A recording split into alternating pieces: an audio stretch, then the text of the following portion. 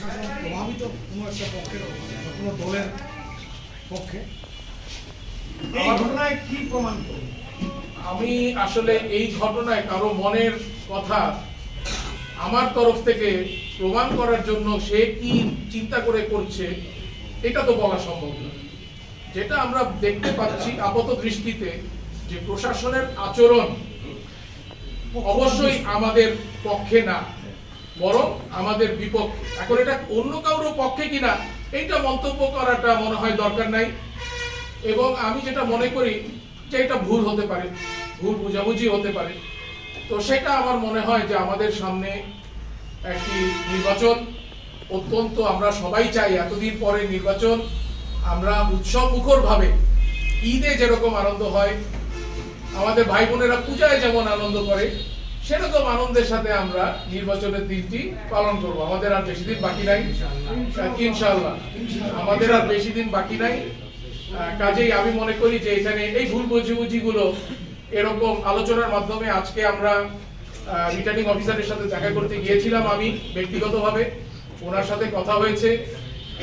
আমরা দুই পক্ষই, উনি আমাদেরকে বসানোর চেষ্টা করছেন একসাথে, আমরা এবং 10 দলীয় জোটের পক্ষ একসাথে বসলে আমি বিশ্বাস করি যে আমাদের এই ভুল বুঝাবুঝিগুলো খুব সহজে অবসান করা সম্ভব ইনশাআল্লাহ। আমার একটা ছোট প্রশ্ন আছে, সেটা হচ্ছে নবীন ভাই, আপনি যতই অস্বীকার করেন কিন্তু আপনার এই যে ব্যাখ্যার এই বিষয়টা আমাদের কাছে স্পষ্টভাবে প্রতিমান হয়েছে যে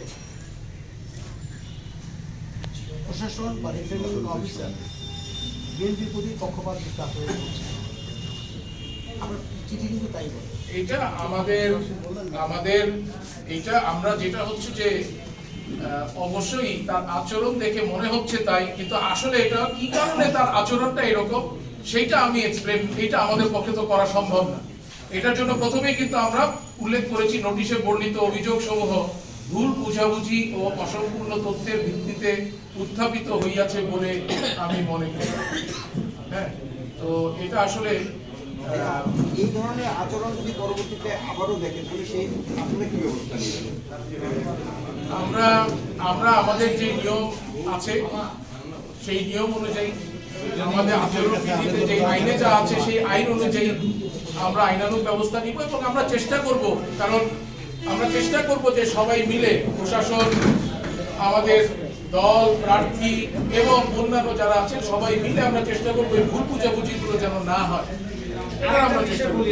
ভাই, ফেসবুক আইডি প্রসঙ্গে বোধহয় একটুখানি ঢোকা হয়েছিল, যে রিটার্নিং অফিসার যে ফেসবুকে আইডি না দিয়ে, ঠিক আছে, সেটা একটা আচরণবিধি লঙ্ঘন হচ্ছে। এটা তো আসলে সবারই চলতেছে, তাহলে আপনারটা ক্ষেত্রে কেন ধরা? এটা আমি বিশ্বাস করি এটা দুই পক্ষকেই একই নোটিশ দেওয়া হয়েছে, তো সেটা এটা খুবই সিরিয়াস কিছু না। এই জন্য আমরা ভুলটা আমরা বলে নিয়েছি, যেটা আমরা পরিকল্পনা আসলে দিয়েছিলাম। আমরা কিন্তু 20 তারিখের আগেই, 22 তারিখে প্রতীক যেদিন দেওয়া হলো আমাদেরকে 21 তারিখ, তার আগেই আমরা পরিকল্পনাগুলো দিয়ে দিয়েছি। আমাদের কোথায় কি জনসভা মিটিং হবে এই পরিকল্পনা দেওয়ার কথা ছিল, দিয়েছি। ওইটার সাথে আমাদের এটা সংযুক্ত থাকার কথা ছিল, তো ওই সংযুক্তিটা ভুল করে যায়নি, এটা আমরা এখন দিয়ে দিলাম। কাজেই আর এটা নিয়ে মনে হয় অন্য কোনো বিষয় জড়িত নাই।